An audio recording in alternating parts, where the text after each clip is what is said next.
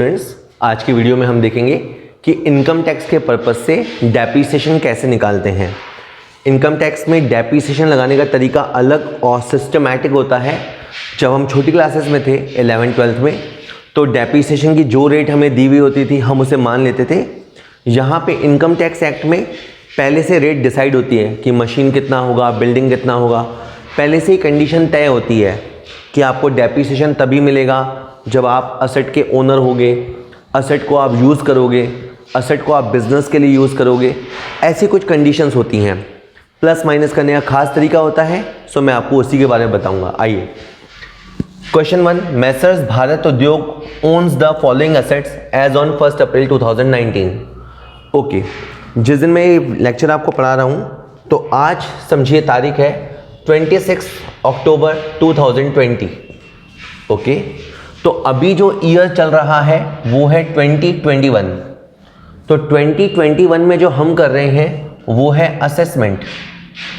Assessment से related जो previous year है वो है 1920।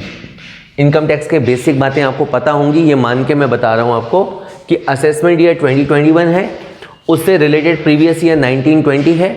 तो आप वहाँ जाएंगे और लिखेंगे calculation of allowable depreciation. Calculation of allowable depreciation simple he calculation होती है, और मैंने पहला क्वेश्चन बिल्कुल सिंपल ही लिया है। दूसरा क्वेश्चन फिर भी ट्रिकी है, अगर आप वीडियो में रुकते हैं तो। पहला क्वेश्चन तो बहुत ही सिंपल है। सबसे पहले आपको आपकी जो प्रीवियस ईयर है उसकी फर्स्ट डे की वैल्यू लिखनी होती है। तो आप लिखेंगे opening WDV as on 1 April 2019। सबसे पहले आपको ओपनिंग रिटर्न डाउन वैल्यू लिखनी है। जैसे इस क्वेश्चन में आपके पास बिल्डिंग A है, बिल्डिंग B है, बिल्डिंग C है। बिल्डिंग A की डेप्रिसिएशन रेट है 10%, बिल्डिंग B की डेप्रिसिएशन रेट 10%। तो इसका आपको एक ब्लॉक बनाना पड़ेगा। जितनी भी असेट एक तरह की होती हैं उनका एक ही ब्लॉक बनता है। दो बातें, एक तो रेट मैच होना चाहिए और उस असेट्स का जो नेचर है, कैरेक्टर है, वो मैच होना चाहिए। तो पहला जो ब्लॉक है ये हमने बिल्डिंग के लिए बनाया। यहाँ लिख देते हैं बिल्डिंग, ब्रैकेट में लिख देते हैं 10%। और ये वाली है तो बिल्डिंग पर इसकी रेट अलग है, तो इसका रेट है 5%। एक्चुअली होगा ये कि ये वाली जो बिल्डिंग है वो रेजिडेंशियल पर्पस से होगी, क्योंकि जो रहने के पर्पस की बिल्डिंग होती है उसकी रेट 5% होती है, और जो कमर्शियल बिल्डिंग होती है उसकी रेट 10% होती है।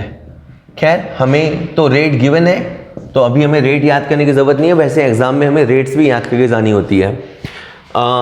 दोनों जो बिल्डिंग है उनका जो टोटल वैल्यू है वो 4 लाख है।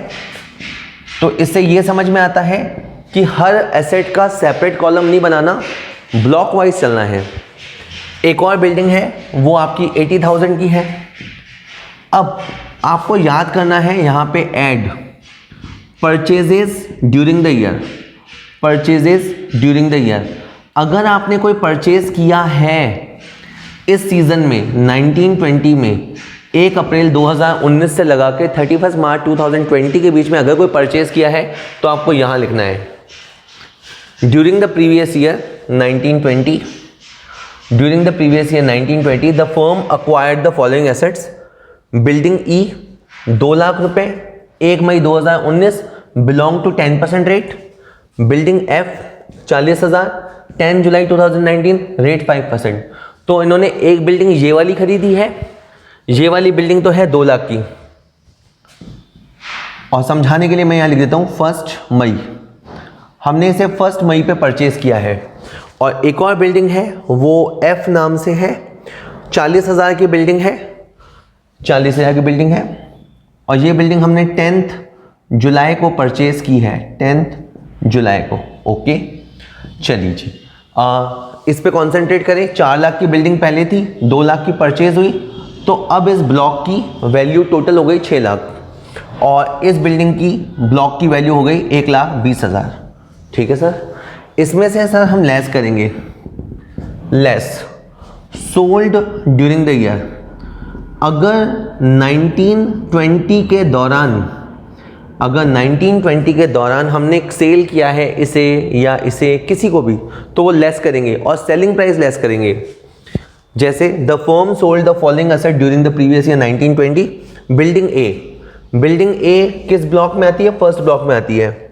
उसको हमने 3 लाख का बेचा, और एक और हमने बिल्डिंग बी बेची, वो भी इसी ब्लॉक को आती है, और उसको हमने 60,000 में बेचा। तो 3,60,000 ए और बी को हमने बेचा है 10th जून को और 20th दिसंबर को, ठीक है। तो 3,60,000 यहाँ लेस करेंगे। ओके, देखिए जब अपन अकाउंटेंसी में बात करते थे तो बिल्डिंग ए को जब हम बैलेंस शीट में हटाते थे तो जितने की वो वैल्यू थी उस वैल्यू पे हटाते थे, या बिल्डिंग बी जितनी वैल्यू की थी उस पे हटाते थे। लेकिन इनकम टैक्स में जितने वैल्यू पे आपने सेल किया है आपको सेलिंग प्राइस हटाना है। तो एक कमाल की बात है, और इनफैक्ट ईजी भी कर देगी। आपको परचेजेस प्राइस जोड़ना है और आपको सेलिंग प्राइस लेस करना है। ये 6 लाख में से 360 जाता है तो 240,000 बचता है, और यहाँ पे आपका 120,000 बचता है। ओके, अब आपको यहाँ पे डेप्रीसिएशन कैलकुलेट करना है। डेप्रीसिएशन की रेट 10% है। ओके, जब हम छोटी क्लासेस में थे अकाउंट्स में, तब हम ये करते थे कि इसे हमने मई में खरीदा है तो मई से मंथ काउंट करते थे, मई जून जुलाई वगैरह वगैरह, तो 11 महीने आते थे। यहाँ पे 11 महीने, 10 महीने, 6 महीने, 5 महीने कुछ नहीं होता। यहाँ होता है पूरी रेट और आधी रेट। अगर आपने असेट को 182 डेज, अगर आपने एसेट को 182 डेज या उससे ज़्यादा यूज़ किया है तो आपको फुल डेप्रिसिएशन मिलेगा। मोटे तौर पे आप 6 महीने याद कर सकते हैं, बट 182 डेज याद रखिए। तो 180 डेज 180 दिन से ज़्यादा आपने यूज़ किया है उसे, तो पूरा डेप्रिसिएशन मिलेगा। तो इसको आपने 11 महीने यूज़ किया, अब आपको पूरा डेप्रिसिएशन मिलेगा। इस 2,40,000 से आएगा 2,40,000 एट द रेट 10%, और ये हो गया आपका 24,000 रुपी। ओके, और ये वाली को आपने जुलाई में खरीदा, अप्रैल मई जून नहीं था। आप डेज काउंट करेंगे, अगर आप 10th जुलाई से दिन काउंट करेंगे तो आपके जुलाई के 20 दिन, 21 दिन, अगस्त, सितंबर, अक्टूबर, नवंबर काउंट होते होते 180 डेज से ज़्यादा बनेंगे। ओके, तो इस पर भी आपको पूरा डेप्रिसिएशन मिलेगा। 120,000 मल्टीप्लाई 5%, सिंपली आपका आ जाएगा 6,000। ओके, इसकी सर बाय द वे हम क्या सीख रहे हैं? हम ये सीख रहे हैं कि इनकम टैक्स के पर्पज़ से जब अकाउंट्स बनाए जाते हैं तो डेप्रिसिएशन कैसे निकाला जाता है। आपका जो P&L बनेगा जिसमें आप DR की तरफ लिखेंगे टू डेप्रिसिएशन ऑन बिल्डिंग, उस समय डेप्रिसिएशन जो आप क्लेम करेंगे वो होगा 30,000। 30,000 कैसे आया है? 24,000 इस ब्लॉक से आया है, 6,000 इस ब्लॉक से आया है। अगले साल के लिए जो आपके बाद अकाउंट संभालेंगे या आप ही संभालेंगे, वहाँ के लिए ओपनिंग WDV 1 अप्रैल 2020 पे 2,40,000 में से 24 गया तो 2,16,000 से क्वेश्चन स्टार्ट होगा, और 120 में से 6 गया तो 114,000 से क्वेश्चन स्टार्ट होगा। ठीक है, ओके, तो ये बेसिक क्वेश्चन था। इन्होंने लास्ट में पूछा था calculate the amount of depreciation allowable, कितना डेप्रिसिएशन अलाउ होगा, तो मैं इसका आंसर दे रहा हूँ। इस क्वेश्चन में 30,000 का डेप्रिसिएशन अलाउ होगा। चलिए,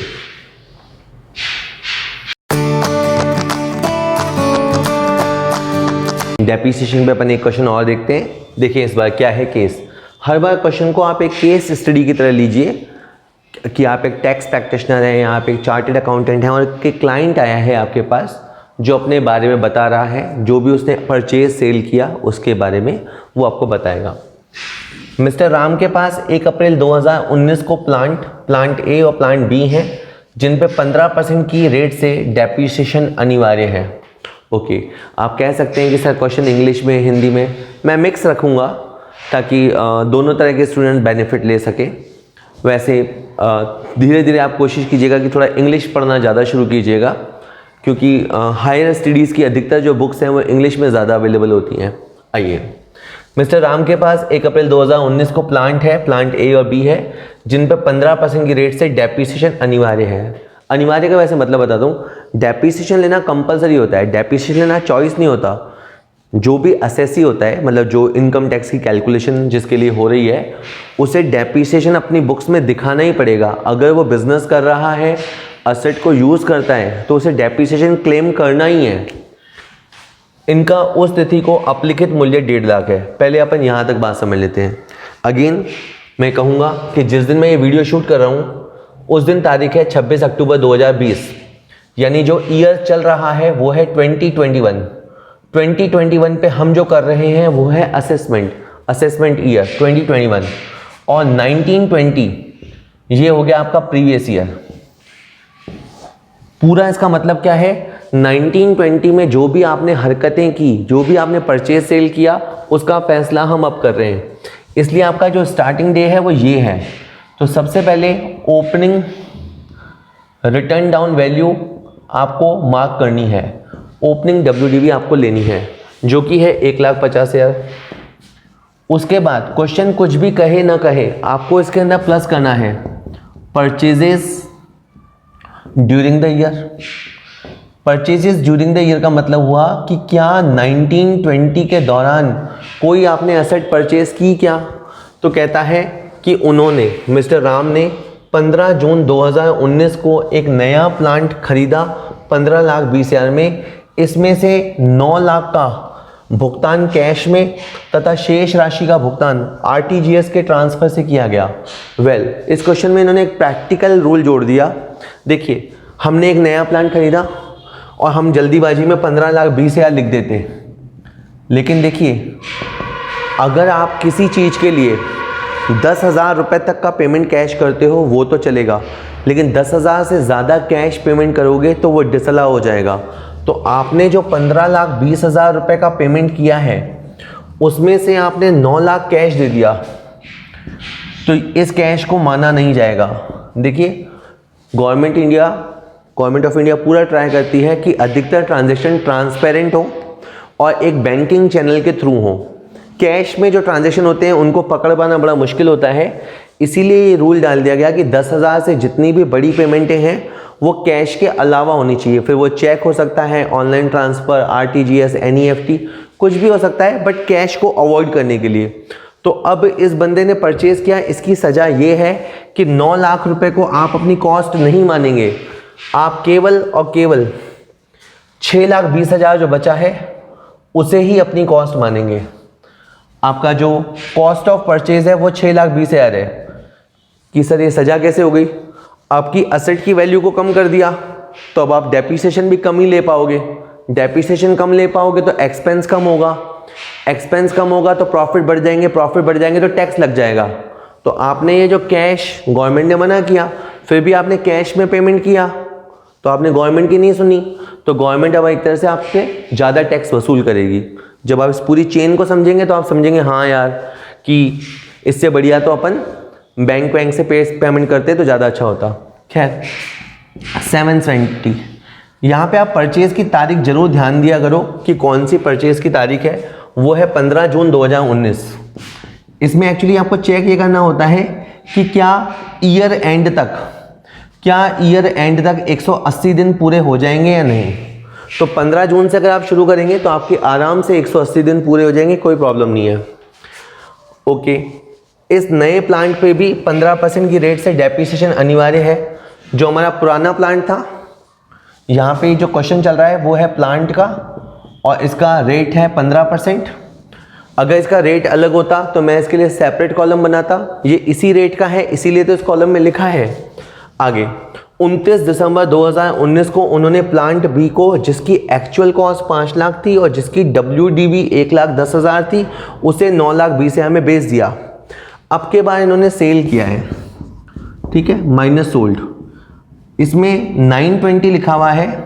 मैं आपको एक बार 720 से करके बताता हूँ। सपोज कीजिए कि इन्होंने प्लांट को 720 पे बेचा होता, तो मैं तुम्हें क्या बोलता कि देखो भाई, इनके पास ये है प्लांट 770 का, ब्लॉक वैल्यू है 770, उन्होंने इसमें से बी प्लांट को बेच दिया। आपको क्या ध्यान नहीं देना कि इस बी प्लांट की एक्चुअल कॉस्ट क्या थी, आपको वो नहीं देखना। इसकी WDV फर्स्ट डे पे क्या थी वो भी नहीं देखना।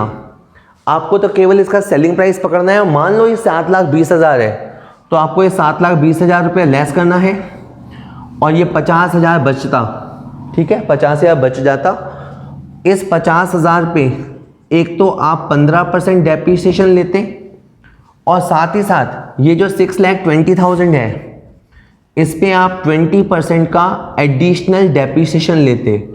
जी हाँ, मैं आपको यहाँ समझाना चाहता हूँ कि जो प्लांट होते हैं और ख़ास करके जो नए प्लांट होते हैं उनके परचेज पे आपको 20% एडिशनल डेप्रिसिएशन मिलता है।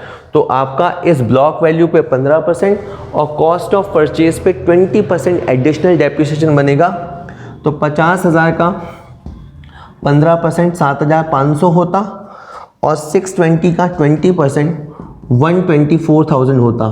तो इतना डेप्रिसिएशन आपको अलाउेबल होता अगर ये असेट, ये दोनों मिला के हो गया बेटा आपका 131,500। इतना डेप्रिसिएशन आपका अलाउेबल होता अगर ये सेल 720 में होती। बाय द वे, इस क्वेश्चन में जो सेल हुई है ना बेटा, वो हुई है 920 में। सेल इन्होंने 920 में की है। तो अब आपका ब्लॉक बेटा देखिए नेगेटिव हो गया। तो कभी भी नेगेटिव ब्लॉक की सिचुएशन आ जाए ना तो इसको अपन बोलते हैं STCG। इसे हम नाम देंगे STCG, short term capital gain. कभी भी आपका सेलिंग प्राइस आपकी WDV ने क्रॉस कर जाएगा ना तो उसी समय शॉर्ट टर्म कैपिटल गेन हो जाएगा। बाद में कैपिटल गेन एक हेड होता है, वहां पे टैक्स लगा करेगा। एक और बात, यहां पे तो हो गया STCG और आपको केवल इस 620 का 20% के हिसाब से 124 का एडिशनल डेप्रिसिएशन क्लेम करने को मिलेगा। थोड़ा और पढ़ते हैं। ये जो अपन ने 9,20,000 में सेल किया ना, उसमें से भी हमें 3 लाख की कैश मिली है और बाकी राशि अपने को खाते में ट्रांसफ़र होने वाला चेक यानी अकाउंट पे ही चेक से मिली है। वेल, सेल करने में इतना प्रॉब्लम नहीं है। परचेज़ करने में तो जैसे हमने परचेज़ किया और हमने जितना पोर्शन कैश में दिया वो छोड़ दिया। सेल करने में कोई दिक्कत नहीं है, आपको सेलिंग प्राइस लिखनी है। हालांकि जब आप सेल कंसीडरेशन कैश में रिसीव करते हैं तो एक पेनल्टी होती है जो लग सकती है आपके ऊपर। इनकम टैक्स ऑफिसर चाहे तो एक पेनल्टी होता है, मुझे सेक्शन याद नहीं आ रहा, वो इम्पोज कर सकता है। शायद 271D के आसपास होती है, वो पेनल्टी आपके ऊपर लग सकती है। खैर, अब ये क्वेश्चन ख़त्म हो गया है। लास्ट में कहता है अलाउेबल डेप्रिसिएशन निकालो और एडिशनल डेप्रिसिएशन अलाउेबल है। तो इस क्वेश्चन के मैं हाईलाइट बताता हूँ आपको। इस क्वेश्चन में हमने प्लांट पे बात की। प्लांट की जनरली रेट 15% होती है। नया प्लांट खरीदते हैं तो उस पर 20% एडिशनल डेप्रिसिएशन होता है। हालांकि उसमें बहुत सारे कंडीशंस पूरे करने पड़ते हैं। एक और बात, आप अगर परचेज कर रहे हैं तो पैसा आपको कैश में नहीं देना चाहिए। कैश देना भी चाहते हो तो 10,000 तक देना चाहिए। ज़्यादा कैश दोगे तो उतना पार्ट कॉस्ट ऑफ असेट्स में जोड़ा ही नहीं जाएगा। जैसे आपकी कॉस्ट ऑफ असेट्स थी इस क्वेश्चन में 15,20,000, लेकिन आपकी कॉस्ट ऑफ असेट्स मानी गई है 6,20,000 रुपया। ठीक है। अच्छा, जब भी आप सेल करते हैं तो जो भी सेलिंग प्राइस है उसे आप लेस करेंगे। अगर आपका ब्लॉक नेगेटिव हो गया तो उसी समय आपका short term capital gain create हो जाएगा। हालांकि एडिशनल डेप्रिसिएशन आप ले सकते हैं, उसके लिए भी 180 दिन पूरे होने चाहिए थे। आपकी असेट के 180 दिन पूरे हो गए हैं, इसलिए 20% डेप्रिसिएशन मिलेगा। बाय द वे 180 डेज पूरे ना होते तो 10% डेप्रिसिएशन मिलता। चलिए, ओके।